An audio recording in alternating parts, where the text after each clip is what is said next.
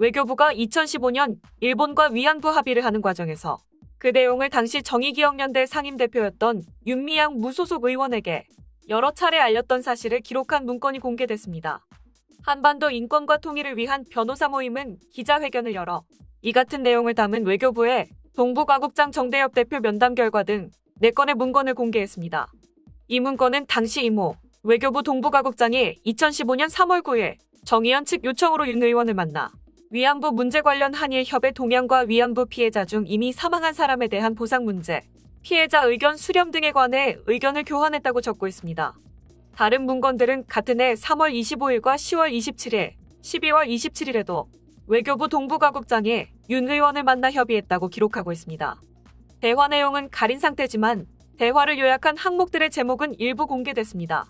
이에 따르면 이 국장이 발표 시까지 각별한 대외 보안을 전제로 근본 합의 내용에 일본 정부의 책임 통감, 아베 총리 직접 사죄, 반성 표명, 10억엔 수준의 일본 정부 예산 출연 등 내용이 포함된다고 밝힌 데 대해라고 언급한 내용과 이 국장이 지방 소재 피해자 지원단체 측과 사전에 어느 수준까지 합의 내용을 공유하는 것이 좋을지 문의한 데 대해라는 내용도 담겼습니다.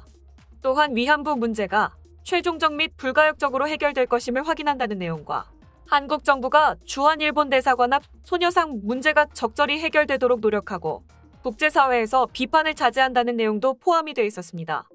한편은 기자회견에서 윤미향 씨는 박근혜 정부가 위안부 피해자들이나 피해자 지원 단체의 의견을 묻지도 않고 일본과 합의했다며 비난했다며 왜 그런 허위 이야기를 했는지 알 수 없다고 지적했습니다.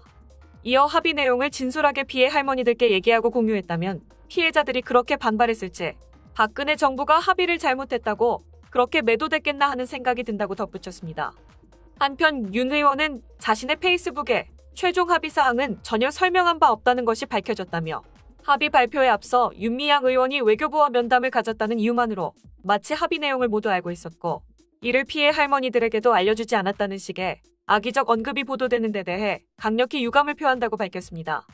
윤 의원 입장에 대해 한편은 이용수 할머니는 10억엔 출자를 윤미향 씨가 정부로부터 듣고도 할머니들에게 알려주지 않았다고 폭로했고 이를 확인하기 위한 소송을 벌여 이번 외교부 문건 공개를 통해 그 내용이 명백하게 확인됐다며 법원이 상세 내용을 비공개 결정해 정확히 알 수는 없지만 2015년 3월 25일 정부와 윤 의원 면담 내용에 소녀상 철거 문제라는 제목의 문단이 있는 것으로 보아 소녀상 문제 부분 역시 사전에 윤 의원이 알고 있었을 것으로 추측된다고 했습니다.